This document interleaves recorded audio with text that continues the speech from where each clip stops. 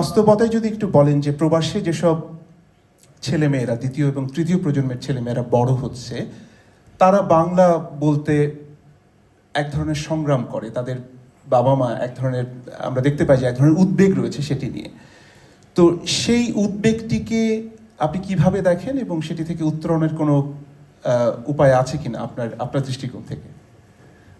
দেখুন, এমনি যে খুব বিদেশ টিদেশ গেছি তা নয়, একটা জায়গায় গেছি সেখানে, এবং আশ্চর্য হচ্ছে সেখানে যে উদ্বেগের কথা আপনি বললেন সেটা স্পষ্টতই আছে যে আমার বাচ্চা বাংলা বলতে চায় না, বাংলা পড়তে চায় না, বাংলা শুনতে চায় না, সেই গান্ধীজির বাঁদরের মতন, মানে বাংলা বলবো না, বাংলা পড়বো না, বাংলা শুনবো না, গোছের একটা ব্যাপার আছে। এবার আশ্চর্য হচ্ছে পশ্চিমবঙ্গে এই জিনিসটাই আছে। ফলে এটার জন্য যে প্রবাসে গিয়ে সংকটটা আমাকে দেখতে হয়েছে আর এমনিতে নয় তা নয়। এবার এইখানে কতটা আছে বা বাংলাদেশে কতটা আছে আমি জানি না, কিন্তু পশ্চিমবঙ্গে এবং অন্তত আমেরিকায় বিভিন্ন জায়গায় আর এদিক ওদিক কয়েকটা সাক্ষাৎকার দিতে গিয়ে তারাও জিজ্ঞেস করেছেন যে আমাদের ছেলেপুলে তো, তারা কি সুকুমার জানবে না, তারা কি লীলা মজুমদার জানবে না, বলে একটা আকণ্ঠ উদ্বেগ তারা প্রকাশ করেছেন। এইবারে এটা আশ্চর্য ব্যাপার যে দেশে এবং বিদেশে, অর্থাৎ কিনা একরকমভাবে বলা যেতে পারে সর্বত্র এই একটাই সংকট দেখা যাচ্ছে। এটা খুব আশ্চর্য। বাংলা ভাষার অবস্থা বা পৃথিবীর, এখন আমরা সবাই জানি যে গোটা পৃথিবী উচ্ছন্নে যাচ্ছে, আর ডোনাল্ড ট্রাম্প এসেছেন, ইলন মাস্ক আছে, সব মিলিয়ে হবে, কিন্তু তার বাইরে বাংলা সংস্কৃতি বা থাকবে কেন? সব কিছুই উচ্ছন্নে যাচ্ছে, কিন্তু বাংলার অবস্থাটা হচ্ছে ওই প্রথমে আপনি বললেন না যে এইবার চন্দ্রী ভট্টাচার্যের হাততালি, তখন হাততালি, মানে স্বতঃস্ফূর্তভাবে বাংলা এইটার দিকে কেউ নেই। এখন যদি গায়ের জোরে বাংলার জন্য তাহলে বাংলা বা বাংলা, এরকম একটা ব্যাপার প্রত্যেক জায়গাতেই ছেয়ে গেছে। কিন্তু এই সব কিছুর আগে আমি আপনাকে একটা গল্প বলি। আমি এখানে আসার পর গত রাত্রে এক ভদ্রলোকের বাড়িতে আমন্ত্রিত ছিলাম, রাত্রির বেলা খাওয়া দাওয়া হবে হ্যান ত্যান। এইবারে তার যে মেয়ে আর আমার যে ছেলে, তারা একই বয়সে, 12-13 এরকম। এবার তিনি বললেন তোমরা গিয়ে খেলো, তা ওরা ওপরে ঘরে গিয়ে খেলছে। তারপর নেমে আসার পর জিজ্ঞেস করা হলো, আমি আলাদা করে আমার ছেলেকেও জিজ্ঞেস করলাম যে তোরা কী গল্প করলি। এবার দেখা যাক যে একজন কলকাতায় থাকে, একজন লন্ডনে থাকে, তাহলে কী গল্প করো, তোমার শহরটা কীরম, আমার শহরটা কীরম, আর তোমার স্কুল কীরম, তোমার বন্ধুরা কীরম, তোমরা কী পড়ো, অথবা দুজনে মিলে নিজ নিজ বাবা মার সম্পর্কে যাচ্ছে তাই নিন্দে করবে, এর মানুষ নয়, এগুলো গাড়ো, আমাকে খেলতে দেয় না, আমাকে অমুক করতে দেয় না। অথবা যদি আপনি রাশিয়ান শিশু সাহিত্যিক হন, এর মধ্যে থেকে একটা কিশোর প্রেমের উন্মেষ অবধি চলে যাওয়া যাবে। কিন্তু তারা কি করেছে, তারা গিয়ে রোবলক্স খেলেছে মোবাইল ফোনে, অর্থাৎ পরস্পরের সঙ্গে বোধহয় একটা কথা বিনিময় অবধি হয়তো করেছে, লেটস প্লে রোবলক্স, এইটুকু। এইবারে তার মানে ভাষা সংস্কৃতি এসব কিছুই তাদের প্রয়োজন হয়, তারা এসবের এখন ঊর্ধ্বে, তারা প্রত্যেকেই ভিডিও গেম খেলে, তারা গোটা জীবনটা একটা ফোনের মধ্যেই নিমজ্জিত থাকে। তার মানে কি, এই যে সে খায় না বা সে বাথরুমে যায় না, যায়, ওগুলো হচ্ছে যেগুলো না করলেই ফোনটার দিকে আসা যাবে না, ওইটুকু কাজ সে করে, সেই তার জন্য যাওয়ার প্রয়োজন। এবার আমরা প্রচুর প্রাপ্তবয়স্ককে চিনি, মানে আপনিও নিশ্চয়ই চেনেন, আমাদের এখানে যারা আছেন তারাও হয়তো চেনেন, তারা ফেসবুকের জন্য বা হোয়াটসঅ্যাপের জন্যই জীবন ধারণ করেন। এবার অফিস যেতে হবে, তার তুমি ফেসবুকটা করতে পারো না, পয়সা পাবো কোথায়, তাতে কম্পিউটারটা হবে কী করে, ফোনটা থাকবে কী করে, তার জন্য অফিস যাচ্ছেন। কিন্তু মূলত আমি ফেসবুকে আজকে কাকে ট্রোল করবো, এটাই সকালে উঠে তার এটাই মনে হয়, ইষ্টদেবতার নাম করে না, আজকে কাকে অপমান করা যেতে পারে, আজ কি করবো, হোয়াটসঅ্যাপে আমি কোন চুটকি ফরওয়ার্ড করলে আমার একটু নাম হবে, এটার জন্যই তারা বাঁচে। এবার এইটা যেখানে পৃথিবীটা হচ্ছে, এবার আপনি বলতে পারেন কেন ফেসবুকে তো বাংলাতেই বলছে, তাহলে বাংলা সংস্কৃতিই হচ্ছে বটে, কিন্তু সব মিলিয়ে আমরা সংস্কৃতি চর্চা বলতে সাধারণত যে জিনিসগুলোকে বুঝি, একটু লোক বিভূতিভূষণ পড়লো, সত্যজিৎ রায়ের ছবি নিয়ে আলোচনা করলো, এই সমস্ত থেকে আমাদের প্রাত্যহিক জীবন, সে শিশু থেকে শুরু করে প্রাপ্তবয়স্ক, সার্বিকভাবে অনেকটা সরে গেছে বলে মনে করি। এইবার আসল প্রশ্নটা যে ছোট ছোট বাচ্চারা তারা বাংলা পড়ছে না, হ্যাঁ ঠিক আছে পড়ছে না, এবারে এই হাহাকার যে যারা ইংরেজি বলে তারা এক ধরনের আত্মম্ভরিতায় ভোগে, তারা মনে করে তাদের অহং বেশ একটা মালিশ পাচ্ছে, এই যে হাহাকার, এই 150 বছর আগে থেকেও হচ্ছে। কিন্তু বঙ্কিমচন্দ্র বলছেন যে না, আমাদের কোনো বাঙালিরা এখনকার যে নব্য প্রজন্ম তারা কেউ বাংলা টাংলা পড়ে, শুধু ইংরেজিতে কথা বলে, এমনকি দুই বাঙালি একসঙ্গে যদি হয় এবং তারা যদি ইংরেজি জানে, তারা নিজেদের মধ্যে বাংলায় না কথা বলে ইংরেজিতে কথা বলে। বঙ্কিম লিখছেন এটা, এবং প্রায় কাটায় 150 বছর কি তারও আগে, এবং বলছেন যে অচিরেই দুর্গা পুজো যখন হবে তার মন্ত্রাদি ইংরাজিতে পঠিত হইবে সন্দেহ নাই। এটা বাড়িয়ে বলছেন অবশ্যই, কিন্তু এটা উনি বলছেন। আবার ধরুন প্রায় 100 বছর আগে রবীন্দ্রনাথ হাহাকার করছেন যে আমাদের এখানে বাংলা রূপকথা আর কেউ শোনায় না, ম্যানচেস্টারের কল থেকে তৈরি হয়ে আসে, তখন হ্যারি পটার লেখা হয়নি, রবীন্দ্রনাথ জানেন না যে হবে, কিন্তু রবীন্দ্রনাথ বলছেন আমাদের এখানকার আমাদের যে ঠাকুরমার ঝুলি এরকম তো আর হয় না, ঠাকুরমার ঝুলির ভূমিকা লিখতে গিয়ে বলছেন। এবার যদি একটা জাত একই থিমে হাহাকার করে আসে 150 বছর ধরে, সেটাকে সাধারণত পাত্তা দেওয়ার কোনো প্রয়োজন নেই। তো একটা লোক রোজই আপনাকে বলে আমার কাঁধের এখানটা না ব্যথা, এবার আপনি প্রথম বলবেন কি মলম দেবো, কি তাহলে ওখানে একটা বরফ দেবো, কিন্তু যদি 8 বছর ধরে রোজই সামনে বলে হ্যাঁ বাস বসবো বলে আপনি নিজের কথা বলবেন, কারণ কি আর কি সে বঙ্কিমও বলে গেছেন, আমিও বলছি আপনিও বলছেন, ওর হাহাকারটার কোনো অর্থ নেই। কিন্তু এখন মাত্রাটা অন্যরকম জায়গায় চলে গেছে, এতে কোনো সন্দেহ নেই। চিরকালই বাঙালি ইংরেজি বলতে পেলে গর্বিত বোধ করেছে, আর যে বাংলা শুধু বলে ইংরেজি বলতে পারে না তার প্রতি একটু কৃপার দৃষ্টিতে তাকিয়েছে। কিন্তু এখন ব্যাপারটা যা হয়ে দাঁড়িয়েছে সেটা হচ্ছে যে আমাদের ছেলেপুলে তারা বাঙালি, এবার ধরা যাক তার বন্ধুরা এলো তারা সবাই বাঙালি, এবার তারা নিজেদের মধ্যে টানা ইংরেজিতে কথা বলে যাচ্ছে। এমনকি আত্মীয় স্বজন যখন হয় না যে বাড়িতে একটা কিছু হয়েছে সবাই এসছে, এবার বড়রা যেখানে বসে আছে আর ছোটরা তো আরেকটা ঘরে বসে আছে, সেখানে কান পাতলে দেখা যাচ্ছে ছোটরা শুধুমাত্র নিজেদের মধ্যে অনর্গল ইংরেজিতে কথা বলে আছে, ধমক খেলে তারা বাংলা বলতে পারে। কিন্তু তার মানেটা দাঁড়াচ্ছে এই যে যে ছেলেটা বা মেয়েটা বাংলাও জানে ইংরেজিও জানে, সে কখনো স্বতঃস্ফূর্তভাবে বাংলাটা বাচ্ছে না, সে ইংরেজিটাই বেছে নিচ্ছে। সে বাংলাতেও চমৎকার লেখে, ইংরেজিতেও চমৎকার লেখে। তাকে যদি তার মধ্যে যদি মনে হয় যে একটা গল্প বলার তাড়না আছে, সে গল্পটা লিখবে ইংরেজিতে, বাংলায় নয়। ধমক খেলে করে, কিন্তু ধমক দিয়ে তো ভালোবাসা উৎপন্ন করা যায় না, আজ অব্দি হয় না। এই দেখো আমি বাঙালি, আমার কি ভাল লাগে বাংলা, তুমি কেন বাংলা বলছো না? এবার বাবা মার ভাল লাগে বলে কোনো ছেলে বা মেয়ে আজ অব্দি কোনো কাজ করেনি। যে বাড়িতে ভগবানের মন্দির আছে সে আগে গিয়ে নিষিদ্ধ মাংস খেয়ে আসে, তার হাতটা পারলে মন্দির ফেলে বেশি এদের না, মানে যা বলবে বাবা যদি বলে ওটা করে, তার উল্টো করাটাই আমাদের নিয়ম, এটা পৃথিবীর নিয়ম। সেইভাবেই মানে নব্য প্রজন্ম সেভাবেই একটা যৌবন তার স্পর্ধা ঘোষণা করে যে তুমি বলছো মানে থাকতে হবে, আমি যাও সুরিয়ালিজম করলুম, কী করে করো ডাটাইজম করলুম, কী করবে, এইভাবেই চলে। ফলে এটার কোনো মানে নেই যে আমি বলবো আমার বড় শখ ছিল তুই লীলা মজুমদার পড়তা, এসে লীলা মজুমদার পড়বে, হবে না। কিন্তু প্রশ্ন হচ্ছে কোত্থেকে এই জিনিসটা এলো যে একটা লোক বাংলা ভাষা শুনে বড় হচ্ছে, সে বাবা বাংলা বলছে কি তার ঠাকুমা বাংলা বলছে, দিদি সবাই বলছে, তার কি হলো হঠাৎ, এ তারা বাংলা সহ্য করতে পারে না।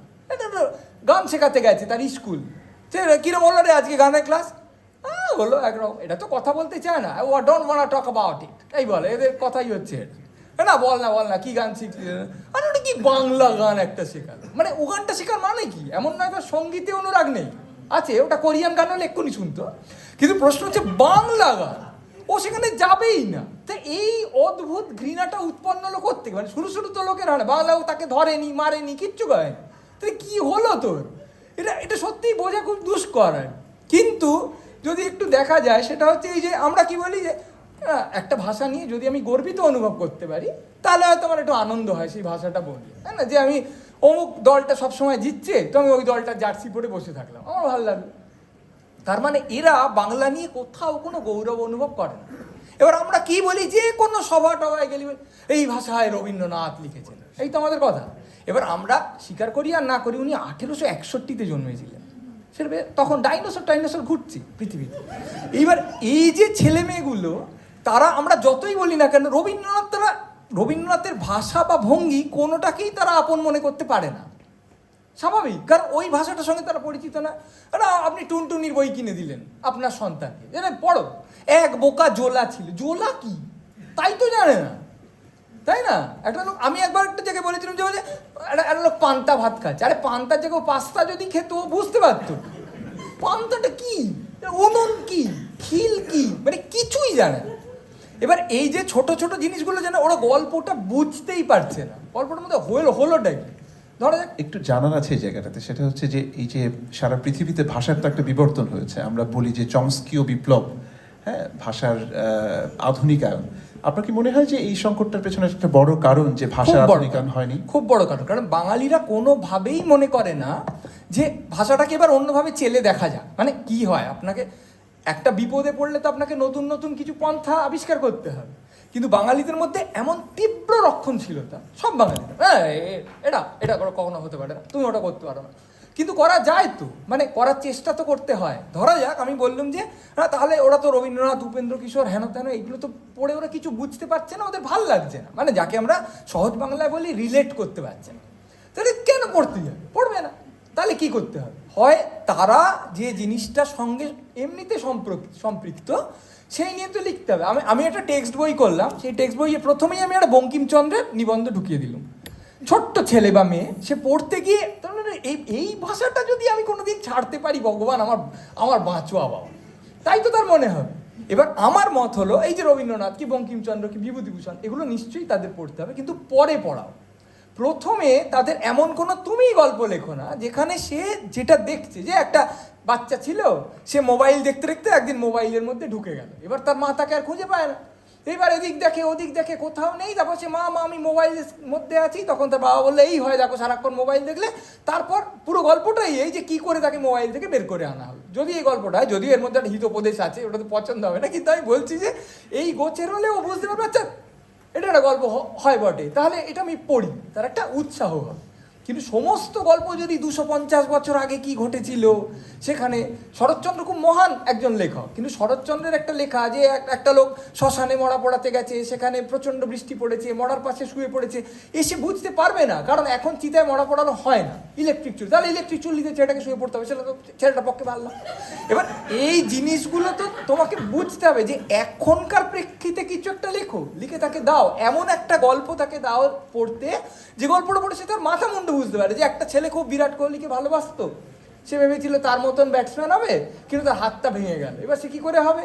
তখন তার বাবা তাকে বললো তুই দাবা খেল না, তখন সে দাবা খেলতে খেলতে আস্তে আস্তে বড় হতে থাকলো, এবং সে বুঝলো যে সব খেলারই মর্যাদা আছে, শুধু ক্রিকেট খেলতে হয় না। তাও যদি সে শেখে, বিরাট কোহলি নামটা শুনলে সে বুঝবো আচ্ছা আচ্ছা আমার আপন কিছু বলছে, এখন যা ঘটছে তার সম্পর্কে কিছু বলছে, আমরা তা করি না। ধরুন আপনারা সবাই ইন্টারনেটে দেখবেন যে শেক্সপিয়ারের কোনো একটা লেখা, হ্যামলেট কি ম্যাকবেথ, এর কতগুলো অনুবাদ আছে যেগুলোকে এরা বলে নো ফিয়ার শেক্সপিয়ার। মানে তুমি তো শেক্সপিয়ার পড়তে গেলে ভয় পাচ্ছ, ওই ভাষাটা কিছু বুঝতেই পারছো, এই কি বললো, শুনেছি খুব মহান নাট্যকার, ভালো, মাথায় তুলে রাখো, কিন্তু তার জন্য পড়াশোনার দরকার, শেক্সপিয়ার পড়বো। এবার এরা করছে কি, বাঁদিকে শেক্সপিয়ারের মূল রচনাটা দিচ্ছে, ডান দিকে সেটা আজকের ভাষায় অনুবাদ করছে, মানে একটা চলিত ভাষায়, যে এখানে আসলে শাইলক এই কথা বলবে, এখানে আসলে পড়শিয়া এই কথাটা বললো, একদম সরল ভাষায় দিয়ে দিচ্ছে। তারও আবার অন্যরকম ব্যাপার আছে, একদম SMS ল্যাঙ্গুয়েজ ব্যবহার করেও শেক্সপিয়ারকে অনুদিত করা হয়েছে, তাই নিয়ে অশান্তিও হয়েছে, হবেই। কিন্তু কথা হচ্ছে এই যে এরা চেষ্টা করছে যে আমরা যে ভাষায় কথা বলি, যে ভাষাটা সহজ বোধ, সেই ভাষা শেক্সপিয়ারকে দাও না বলে, বাঁদিকে তো আছে মূলটা। এবার আপনি যদি বাংলায় সত্যি সত্যিটা করতে যান, যে দেখুন বঙ্কিমচন্দ্রটা কপালকুণ্ডলা বলে লিখেছিলেন, সে তো এখন পড়ে তোমরা কিছু বুঝতে পারছো না, ঠিক আছে আমরা কপালকুণ্ডলাটা সহজ ভাষায় লিখে দিচ্ছি, লিখে দেখো না, তুমি পড়ে দেখো, তারপর যদি তোমার ভালো লাগে তুমি মূলটা পড়ে নেবে।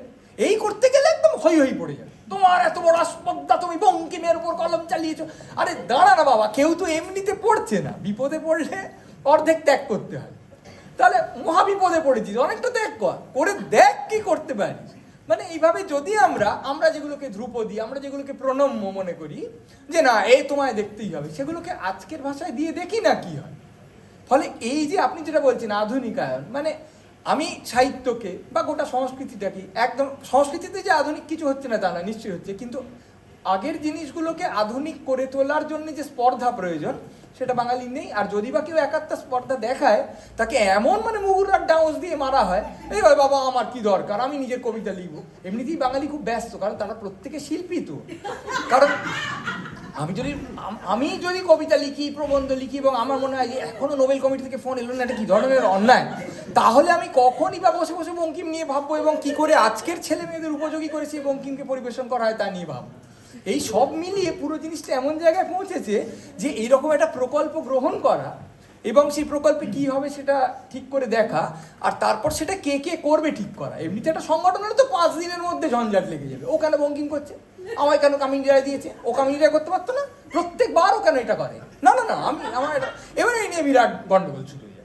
এবার সেই সব মিলিয়ে গিয়ে একটা জিনিস সত্যি সত্যি তৈরি করা, যে না সত্যি আজকের ছেলেমেয়েরা যাতে বাংলায় উৎসাহী হয়, আমি তার জন্য এই কাজটা করে দেখবো, এ খুব ঝঞ্ঝাটের আমাদের পক্ষে। আপনার এই কথা থেকে আমার একটা জিনিস মাথায় আসলো, যে একটা তো হচ্ছে ভাষার আধুনিকায়ন, আরেকটা হচ্ছে চিন্তার নবায়ন। মানে আমরা যাদের কথা বলছি, যে ক্লাসিকের কথা বলছি, ধ্রুপদী উপন্যাস বা কথা সাহিত্যের কথা বলছি, কিশোর সাহিত্যের কথা বলছি, সেখান থেকে পশ্চিম কিন্তু অনেকটা এগিয়ে গেছে। মানে ধরেন হ্যারি পটার নিয়ে মানুষের, মানে কিশোরদের অনেক আগ্রহ। তো আপনার কি মনে হয় যে ভাষার তো একটা বিষয় আছে, সেটির পাশাপাশি চিন্তা দিয়ে একটা ফ্যান্টাসির নতুন জগৎ তৈরি করা এবং সেটি কিশোরদের মধ্যে এক ধরনের, শিশুদের মধ্যে এক ধরনের বিস্ময় তৈরি করবে, সেই কাজটি বাংলা সাহিত্যে হচ্ছে না বলে কি আপনার মনে হয়? যে মানে হতে পারে। সত্যি বলতে কি, আমি বাংলা শিশু সাহিত্য কিশোর সাহিত্য সম্পর্কে খুব যে অবহিত তা নয়, কিন্তু আমি সত্যি এইটা দেখিনি আপনি যেটা বলছেন যে কোনো একটা কিছু নিয়ে খুব উত্তেজনা তৈরি হচ্ছে। সেটা কিন্তু শুধুমাত্র বাচ্চাদের ক্ষেত্রে না, সার্বিক যে বাংলা সংস্কৃতি, ধরুন একটা সংস্কৃতি এক এক সময় এক একটা পর্যায়ের মধ্যে দিয়ে যায়, কখনো খুব ভালো হয়, কখনো খারাপ হয়, এ তো কারোর হাতে নেই। মানে আপনি তো, আমরা যেমন সবাই এখন হাহাকার করি না যে একটা সময় বাংলা সংস্কৃতিতে কি অসম্ভব প্রতিভাবান প্রতিভাবতী মানুষরা এসছে, এখন দেখো সব প্রতিভাগুলো কোথাও অন্তরিত হয়ে গেল। এখন এটা কারোর হাতে নেই, মানে প্রতিভা যে কখন আসবে আর কখন থাকবে না, কে বলতে পারে। আর অনেকে এখন যারা খুব কাজ টাজ করেন তারা বলেন যে এখন তোমরা আমায় পাত্তা দিচ্ছ না, 100 বছর পরে বলবে আহা কি ছিল, তখনকার লোকদের গালাগাল দেবে, হতে পারে। কিন্তু সার্বিকভাবে কেউ কিছু সেরকম করে না যাতে একটা, আপনি যেটা বলছেন, উত্তেজনা বা বিস্ময় সেইটা তৈরি হয়। সেইটা তৈরি না হলে একটা সংস্কৃতির এগিয়ে যাওয়া খুব শক্ত। যদি একটা হই পড়ে যায় কোনো একটা কিছু নিয়ে, যে একটা অন্য করবে, যেটা শেষ হয়েছিল বোধহয় যখন কোভিড সুমন, তখন সুমন চট্টোপাধ্যায় এসে একটা গান তৈরি করেছিলেন। সেই গানের নিন্দাও হয়েছিল প্রচুর, প্রচুর মানুষ বলেছিল 2 বছরের বেশি টিকবে না, আহা কি গান রবীন্দ্রনাথ লিখেছিল, এর কি হয়েছে সকল। কিন্তু একটা হই পড়ে গেছিল, যেটা কি হচ্ছে, বাংলা গানে কোত্থেকে ভিখিরি কন্ডাক্টর পাগল ঢুকে এলো, এ তো হবার কথা না, তাই না? আর প্রিয় টিও নিয়ে একটা চমৎকার বায়বীয় জিনিস চলছিল, তুমি একটা রাস্তাঘাট, একটা রোগা একটা লোক, খুচরো পাওয়া, একটা লিকার চা, একটা পার্কের বেঞ্চি নোংরা, এ তো লিখতে পারো না। এই নিয়ে যে একটা হই হুল্লোড় পড়ে গেল, তাতে কিছু কিছু লোক তৈরি হলো যারা সুমনকে অনুসরণ করে প্রত্যেক দিন অনুষ্ঠানে ঘুরছে। কিছু লোক তৈরি হলো যারা বলতে লাগলো এটা জীবনমুখী, তাহলে আমরা কি এতদিন মরণমুখী শুনে এসেছি। তাতে না গন্ডগোল হলো। এই গন্ডগোলটা খুব প্রয়োজন। মানে আমি একটা নাটক মঞ্চস্থ করছি, 4 মিনিটের মধ্যে চৌপাট হয়ে গেল, লোকে চেয়ার ভেঙে দিল। ফ্রান্সে এই জিনিস হয়েছে, যখন ডাডাইজম আসছে, নাটক একটা অশ্লীল শব্দ উচ্চারণ করা যায়, তারা বলছে মঞ্চ এরকম অশ্লীল শব্দ উচ্চারণ করা যায় না, দর্শকরা চলে গেছে। এবার কিছু লোক বলেছে বেশ করবো, যদি অশ্লীল শব্দ রাস্তায় বলতে পারি, বাড়িতে বলতে পারি, মঞ্চেও বলতে পারি। এবার এটা একটা ঝঞ্ঝাট। এবার মুশকিল হচ্ছে বাঙালির চামড়া এমন হয়ে গেছে না, এরা ঝঞ্ঝাটও করে না। মানে যখন কোনো ঝঞ্ঝাট হয় না তা নয়, হয় ফেসবুকে তো তোলপাড় হয়ে যায়, কিন্তু এবার 3 দিন 4 দিন তারপরে আবার অন্য ঝঞ্ঝাটের দিকে চলে যায়। মানে একটা যে বেশ ধারাবাহিক ঝঞ্ঝাট হবে, মানে 1.5-2 মাস ধরে চলবে, বিরাট একটা ঝগড়া হবে, লোকটাকে বলা হবে কি নির্বাসন দাও, সেরকম কিছু হয় না। হলে সে জানে ও একটু চুপ করে থাকে, 1 সপ্তাহের মধ্যে চলে যাবে, আর নতুন লোক চলে আসবে বিলে, তুই ভাবিস। এই প্রবণতাটা নিয়ে একটু জানতে চাই যে আমরা দেখতে পাই যে সোশ্যাল মিডিয়াতে যারা খুব সক্রিয়, তাদের মধ্যে একটা বিষয় আমি লক্ষ্য করেছি, হয়তো আমি জানি না আপনি ফেসবুকে আছেন কিনা, কিন্তু সোশ্যাল মিডিয়াতে এটা খুব বেশি দেখা যায় যে খুব দ্রুততম সময়ে কনক্লুশনে জাম্প করা, মানে খুব জাজমেন্টাল হয়ে যাওয়া, হ্যাঁ, একটা বিষয়ের একটা চিন্তার গভীরে ঢুকতে না পারার বা ঢুকতে চাওয়ার যে মানে ইচ্ছেটা যে নেই, এটা নিশ্চয়ই আপনি লক্ষ্য করেছেন। এটাই হচ্ছে, মানে আপনি যেটা বলেছেন চমৎকার বলেছেন, এটাই হচ্ছে এই সোশ্যাল মিডিয়ার সবচেয়ে খারাপ জিনিস। প্রচুর খারাপ জিনিস আছে, কিন্তু সবচেয়ে খারাপ ব্যাপারে এই যে তুমি একটা জিনিস শুনেই বা দেখেই তখনই তোমার প্রতিক্রিয়াটা দাও, দেরি করো না, কারণ ও দিয়ে দেবে তার আগে। ফলে তলিয়ে ভাবার যে সংস্কৃতির একটা মূল জিনিস তো তলিয়ে ভাবার সংস্কৃতি। যে একটা লোক বলে গেছিল ভাবা প্র্যাকটিস করো, এ বলছে ভেবো না, ভাবার সময় নেই গো, লিখে দাও। তুমি কিছু একটা চমৎকার লেখো যাতে হই করে ওটা ভাইরাল হয়। কি দরকার ভাবার, ভাবতে সময় লেগে যাবে। সত্যি যদি একটা লোক সিনেমা দেখে, ঋত্বিক একথাও বলে গেছিলেন যে একটা সিনেমা 2 বার না দেখলে তার সমালোচনা শুরু করা উচিত না। আমি ছেড়ে দিলাম, একবারই দেখো, কিন্তু একবার দেখে তোমার বাড়ি এসে ভাবতে হবে তাহলে কি বলবো, খারাপ লেগেছে, কেন খারাপ লেগেছে, কোনখানে খারাপ ব্যাপারটা হলো, এত ভাবার সত্যি সময় নেই। কারণ ওই সিনেমা থেকে যারা বেরোচ্ছে তারা ততক্ষণে, অনেকে তো আমার ধারণা সিনেমার আগেই লিখে রাখে, মানে অমুকের সিনেমা এসছে, তমুকে খারাপ বলতে হবে। আমাদের কাছে তো একটা চমৎকার তালিকা আছে যে কাকে খারাপ বললে প্রগতিশীল হওয়া যায় আর কাকে ভালো বললে প্রগতিশীল হয়।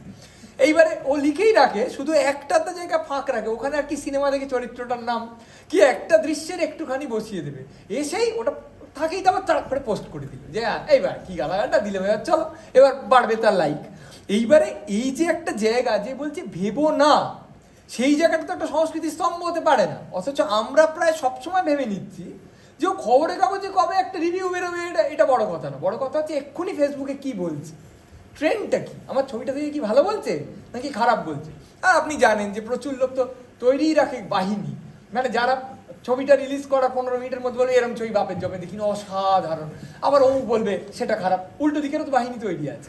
ফলে পুরো জিনিসটা মিলিয়ে একটা অচিন্তার চাষ চলছে আর কি, মানে জঘন্য।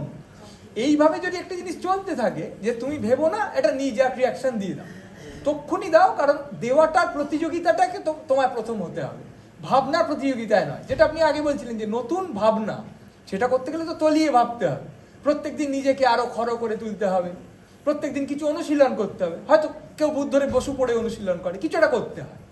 এবার সেই সমস্ত কিছু না করে আমি সারাদিন রাত একটা জিনিস স্ক্রোল করে যাচ্ছি, এবং স্ক্রোল করার মধ্যে একটা ভয়ঙ্কর ব্যাপার কি আছে, যে আমি এক্ষুনি দেখলুম একটা লোক একটা পোস্ট দিয়েছে যে অমুক সিনেমাটা এসছে, তারপরে পোস্ট হচ্ছে রাজনীতিতে এটা হবে কেন, তারপরে পোস্ট হচ্ছে পেঙ্গুইনদের পাকস্থলী কিভাবে তৈরি হয়, তারপরে পোস্ট হচ্ছে আমার মা আজকে চলে গেলেন, হায় হায় হায়।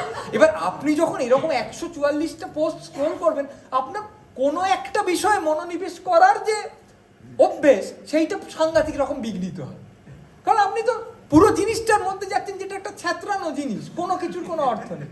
এবার তার মধ্যে আপনি একটা প্রবণতা বেছে নিলেন যে এইটা নিয়ে আপনি যদি এখন মন্তব্য করেন তাহলে সেটা হয়তো খুব চলবে।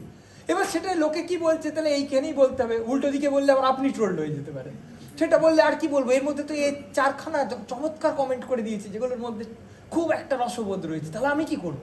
এই টেনশনে সে ভাবনা করতেই ভুলে যায়। এইটা হচ্ছে সবচেয়ে বড় মুশকিল। সে সামাজিক মাধ্যমে সে বহু সর্বনাশ হয়েছে, এইটা সবচেয়ে বড় সর্বনাশ।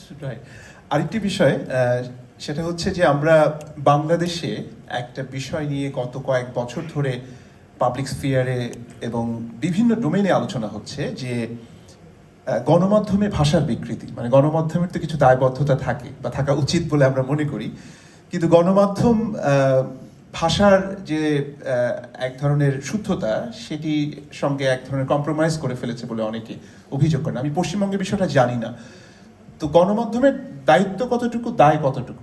দেখুন, এটা খুব সোজা কথা বলি, আপনিও গণমাধ্যমে আছেন, কিন্তু সার্বিকভাবে গণমাধ্যমের দায়বদ্ধতা শুধু একটা জিনিসের প্রতি, সেটা হচ্ছে টিআরপি। যদি আমার জিনিসটা লোকে দেখে, তখন আমি বুক বাজিয়ে বলবো যে যা করেছি বেশ করেছি। এটা সর্বত্রই ছড়িয়ে গেছে, সমাজের সর্বস্তরে ছড়িয়ে গেছে। ধরুন একটা প্রগতিশীল রাজনৈতিক দল একটা চূড়ান্ত সাম্প্রদায়িক মৌলবাদী দলের সঙ্গে করমর্দন করে বললো একসঙ্গে আমরা ভোটে লড়ব। এইবার যখন কেউ বললো যে তা করছো কেন, তখন তার উত্তর তারা নীতিগত দিক থেকে দেয় না, তারা বলে তুই হিংসে করছিস কারণ তুই জানিস যে আমি ভোটে জিতবো। কথাটা এই নয় যে ভোটে জিতবে না হারবে, কথাটা হচ্ছে এই যে এতদিন এই কথা বলে আজকে ওই কাজ করছো কেন, তার উত্তরটা দেওয়া তার প্রয়োজন বোধ করে না, কারণ জয়টাই আসল। এবার এটা সর্বত্র গণমাধ্যমকে আপনি যদি বলেন যে অমুক সিরিয়াল যে হচ্ছে সেখানে যে বাংলা ভাষাটা হচ্ছে, ওটা তো বাংলা ভাষা নয় বাবু, তাহলে তোমার যে চিত্রনাট্য লিখছে তাকে বলো। তখন সে বলে দাঁড়াও, তুমি জানো যে কতগুলো লোক আমার দেখে, তুমি কে বলতে আসা, আমার সিরিয়াল 1 নম্বরে আছে, তাহলে যা করছি তাই ঠিক করছি। অর্থাৎ আমি যদি জনপ্রিয়তা পাই, সেটা আমাকে অন্য সব কিছুর সাফাই দিতে সাহায্য করে। যে মুহূর্তে আমি এই কথাটা ভেবে নিয়েছি, সে মুহূর্তে আমার তো উৎকর্ষের প্রতি আর কোনো দায়ই রইল না, আমি যা খুশি করতে পারি। এমনকি আমি এমন কিছু প্রচার করতে পারি যা আজকে প্রগতির ধারণার পরিপন্থী। আমি যদি একজন নারীকে এমন অবস্থানে দেখাই একটা সংসারে, যেটা আমরা এখন একটা সচেতন মানুষ ভাবতে পারবো না যে একটা নারীকে ওইভাবে দেখানো যায়, এবং সেটা উচিত বলে দেখায়। ধরো একজন স্বামী তার স্ত্রীকে জুতো পেটা করলো, তার স্ত্রী তার জন্য খুব কাঁদলো, তারপর বললো যে না জুতো মেরেছে তাতে কি হয়েছে, আমার স্বামী তো, ধরো যাকে এটা বলবো। এইবার আমি বললাম এটা তো ওই কি করছো, তো প্রগতি বিরোধী, দেখ এখন তো আমরা এই কথা বলি না। তখন দাঁড়ান, এইটা বলার ফলে কত লোক হাততালি দিয়েছে দেখেছেন, বেশি হাততালি দিয়েছে, তাহলে এটাই হবে। এই যদি কথা হয়ে যায়, তাহলে সে হঠাৎ কোনো কিছুর তোয়াক্কা করছে না, শুধুমাত্র যেন তেন প্রকারেণ জনপ্রিয়তা লাভের একটা মোটামুটি চেষ্টা করে যাচ্ছে। সে ভাষার দিকে ঘন্টার মাথা, তো কিচ্ছু সে ভাববে না। এমনিতে এখন পশ্চিমবঙ্গে যে বাংলাটা বলা হয়, সেটা অনেক ক্ষেত্রে হিন্দির একটা অন্ধ অনুকরণ করে বলা হয়, সেটাকে বাংলায়িত করা হচ্ছে না। এবার সেইটা নিয়ে অনেকে বলেছে মাঝে মধ্যে, আমিও হয়তো একটা কথা বলেছি, কিন্তু তাতে কি এসে যায়। এবার তাদের আরও একটা চমৎকার অজুহাত আছে, সেটা হলো এই যে সাধারণ লোক যদি বিকৃত বাংলা বলে, তাহলে আমি যদি সাধারণ লোককে দেখাই ক্যামেরার সামনে, তাহলে চরিত্রটা বিশ্বাসযোগ্য করে তুলতে গেলে তোমাকে বিকৃত বাংলা দিতে হবে, আমার তো উচিত বাংলা দিলে চলবে না। তাও সে বলতে পারে, ধরো একটা রাজ্যে সকলেই প্রায় খুন করছে, তাহলে এবার খুনই দেখাচ্ছি, আমার খুন দেখানোর অসুবিধে কোথায়। তুমি বলতে পারো না তুমি হ্যাঁ এটাকে হিংসা প্রচার করছো, কারণ আমি বাস্তবকে তুলে ধরছি। এবার ও বলবে যে সবাই বাজে বাংলা বলে, আমি তো এই বাজে বাংলা বলাচ্ছি আমার চরিত্রদের দিয়ে, আপনার কিছু বলার নেই। ফলে গণমাধ্যম আমাদের পশ্চিমবঙ্গে অন্তত বাংলা ভাষা বা সংস্কৃতি ইত্যাদির প্রতি, এখন সংস্কৃতি তো সে একটা অংশ, সে আলাদা কথা, বাংলা ভাষার প্রতি খুব দায়বদ্ধ নয় বলেই আমার মনে হয়। আরেকটি বিষয় সেটি হচ্ছে যে এটি বাঙালির একটা প্রবণতা কিনা জানি না, যে বাঙালি সংস্কৃতির কথা যদি বলি, একটা অংশ সেই বাঙালি সংস্কৃতির পবিত্রতা, শুদ্ধতা বা সেটিকে এই যে প্রোটেকশনের যে বিষয়টা, সেটি নিয়ে খুব বেশি মানে পিউরিটিয়ান আচরণ করেন আর কি। হ্যাঁ, এই সংস্কৃতি গেল গেল এরকম একটি বিষয়। তো সংস্কৃতি তো একটা বহমান ব্যাপার, তাই তো? তো যদি সেটি হয় তাহলে এই যে আঁকড়ে ধরে রাখার যে ব্যাপারটা, মানে জোর করে এটাই আমার সংস্কৃতি, এখান থেকে সরা যাবে না, এই যে একটা প্রবণতা বা এই যে একটা দৃষ্টিভঙ্গি, সেটিকে আপনি কিভাবে দেখেন? দেখুন, এমনিতে তো আপনার প্রশ্নের মধ্যে ইঙ্গিত আছে যে খারাপ ভাবে দেখতে হবে। ঠিক, আমার কোনো সন্দেহ নেই যে আঁকড়ে ধরে থাকা বা বাঙালির সর্বক্ষেত্রে নতুনকে প্রত্যাখ্যান করার এই যে বাধ্যতামূলক করে, যে কোনো কিছুতে নতুন দেখলেই তারা খেপে যায়। আগে দেখ জিনিসটা কি, আগে বোঝে সে বিষয় গেলে নতুন কেন হবে, আমি যাতে অভ্যস্ত তা হচ্ছে না কেন, আমি যাতে অস্বস্তি বোধ করি তাই লোকটা বলার বা দেখানোর বা আমাকে পড়ানোর সাহস থেকে পাচ্ছে। এটা এর চেয়ে খারাপ অসংস্কৃত প্রবণতা আর কিছু হতে পারে না। কারণ একটা লোক যদি সত্যিকারের সংস্কৃতি পরায়ণ হয়, তাহলে তার প্রধান স্বাক্ষর হচ্ছে সে নতুনকে স্বাগত জানাবে। তারপর হতেই পারে যে নতুনটা বাজে, নতুন মানেই ভালো তা তো নয়, সে দেখে শুনে বলে তো এটা বর্জন করবো, তার কারণ হচ্ছে এই 1 2 3। কিন্তু নতুন বলেই তাকে ঢুকতে দেবো না, এবং বার করে দাও ওই চুলের ছাড় তো আমি দেখিনি, বারবার। একটা লোক যে আমাদের কাছে ঈশ্বর হয়ে আছে, সেটা আলখাল্লা পরা, এতখানি চুল রাখা, এই সমস্ত যদি এখন হতো না, আলখাল্লা পরে কেন, কারণ তুই শার্ট প্যান্ট পরে আসতে পারো না, এই ও করতে দিল না তো মঞ্চে, কিরম নাকি বলে চলো অতখানি চুল কেন, তুমি চুল কাটতে পারছো না? তা ভাগ্য ভালো যে তখন বড় লোক ছিল, যা নিজের মতো পোশাক টোশাক করে যা করার করে গেছে, এখন স্ট্যাচু হয়ে গেছে, ফলে আর কিছু বলতে পারবে। কিন্তু ওই জিনিসটা বাঙালির মধ্যে একদম গেড়ে বসে আছে, সেটা নতুন মাত্রই তাই। কিন্তু উল্টো দিকে আরেকটা কথা আছে, সেটা হচ্ছে এই যে, সেটা ইঙ্গিত আপনার প্রশ্নেও আছে, সেটা হচ্ছে বাঙালি সংস্কৃতি বিষয়ে এত ভাবিত কেন, মানে লোকে কি নিয়ে ভাবিত, আমার বাড়ির পাশে রাস্তাটা মসৃণ হচ্ছে কিনা, আমার জল আর্সেনিক মুক্ত হচ্ছে কিনা, আমি যেখান দিয়ে যাচ্ছি আমার যানজট একটু কম হচ্ছে কিনা, বা আমার খাজনাটা কম কিনা, এই নিয়ে লোকে সব সারা পৃথিবীর সব লোক মাথা কামাচ্ছে। কিন্তু বাঙালি যখন কোভিড এসে ঘাড়ে পড়লো, যখন এই মোটামুটি দ্বিতীয়বার কোভিড হচ্ছে, এবং মোটামুটি সবাই বুঝতে পারলো যে কোনো দিন মরে যেতে পারে, তার আগে ধারণা ছিল আমি মরবো না, ও মরবে, ভালোই মোটামুটি সব খুশি ছিল। কিন্তু দ্বিতীয়বারে সবাই ভেবেছে তো আমিও মরে যেতে পারি। এবার বাঙালি কি করবে, মানে ভয় পেয়ে লোকে কি করে, উইল করলো কি বসে বসে যে তাহলে আমি মরে গেলে ও পাবে, বা তার বাড়িটা পরিষ্কার রাখলো, যে মরে গেলে তো লোকে আসবে, আত্মীয় স্বজন যাই মাস্টার্স পরে আসো, কিন্তু আসবে, তাহলে পরিষ্কার করে রাখি, তা নয়, প্রত্যেকে ফেসবুকে নিজের নাচ, নিজের গান, নিজের আবৃত্তি প্রাণপণ পোস্ট করতে লাগে। তাহলে দেখুন, একটা জাত কোনখানে উঠে গেলে মৃত্যু হচ্ছে, তার কাছে বেশি হচ্ছে আমি অসংস্কৃত লোকে মনে করলে এই অবস্থায় মরে গেলাম না তো, মানে আমি মরে যাওয়ার পর লোকে বলবে তো না লোকটা নাচতো ভালো, লোকটা রবীন্দ্রসঙ্গীত খালি গলায় খুব ভালো গায়, এটা তাড়াতাড়ি প্রমাণ করে দেওয়ার জন্য দিনে প্রায় 12টা পোস্ট করছে, খুব রিহার্সাল দিয়ে নিচ্ছে হারমোনিয়াম দিয়ে, তার কিন্তু ভয় নেই কোভিডে মরবো বাবা, তার আগে যেন আমি 2000টি গান পোস্ট করে যেতে পারি, আমি যে কবিতা লিখতেন এ কেউ জানেও না, এখন সে বার করে ছাই করে আবৃত্তি করে ক্যামেরার সামনে বলে দিচ্ছে, এটা তো কম কথা না, যে একটা যা ধরুন কাউকে বাগে দাঁড়া করেছে, সে তো রবীন্দ্রসঙ্গীত গাইবে না, মানে আমরা তাই মনে করি, কিন্তু সে যদি বলে না আমি একটা গেয়ে বা আমি একটা গেয়ে দিই, মানে কিছু কল্পনা করা যায়, সেখানে কিন্তু মানতে হবে যে যাত্রার একটা এলেম আছে এবং সংস্কৃতির প্রতি একটা আশ্চর্য আকর্ষণ আছে। এই যে প্রতিটি বাঙালি মনে করে যে সংস্কৃতিকে সংশোধনের একটা দায় সে ঘাড়ে নিয়ে যাবে, ঘাড়ে খুব ব্যথা দেখবেন বাঙালিদের, ঘাড়ে কি একটা কিছু নয়, ওটা স্পন্ডিলোসিস না, ওটা শৈশব থেকে ওর ঘাড়ে গোটা বাংলা সংস্কৃতি দায় আছে। আপনি কোনো বাঙালিকে বলতে চান সংস্কৃতি কি হলো, আমার তাতে কিছু এসে যায়, আমার টাকা পয়সা আছে, আমি ভালো খাই দাই, আমরা বড় টিভি কিনেছি, তাতে উইম্বলডন ম্যাগাজিন, বাংলা সংস্কৃতি চলে যাবে, এটা কিন্তু অন্য অনেক জাতীয় লোক বলতে পারে যে আমি ট্যাক্সি চালাই, বা আমি অমুক কোম্পানির সিইও, আমার না সংস্কৃতি নিয়ে মাথা, আমার সময় নেই, আর যেটুকু সময় পাই আমি ইটালি বেড়াতে যাই, কিংবা অমুকের সঙ্গে প্রেম করি, সংস্কৃতি ভালো, আমার সঙ্গে তার কোনো সম্পর্ক।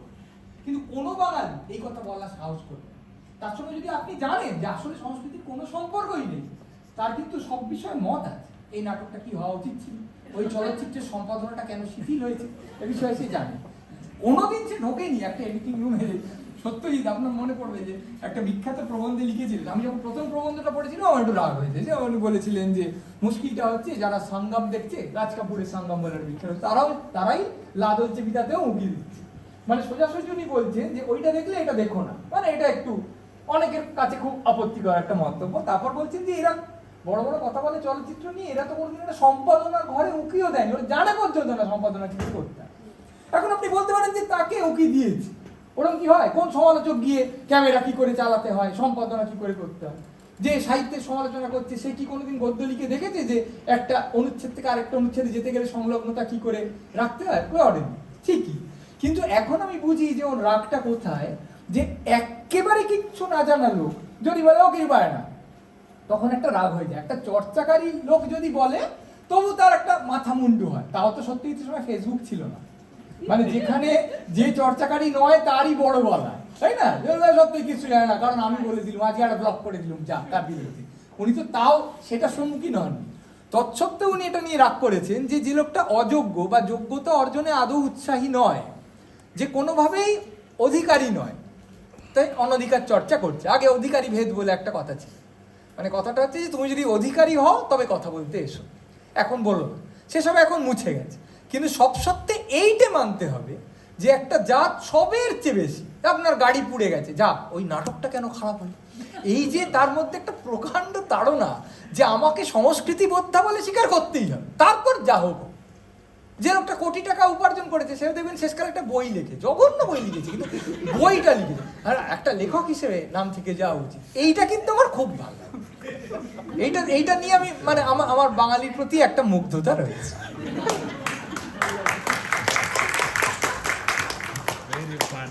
চন্দ্রিল, আপনি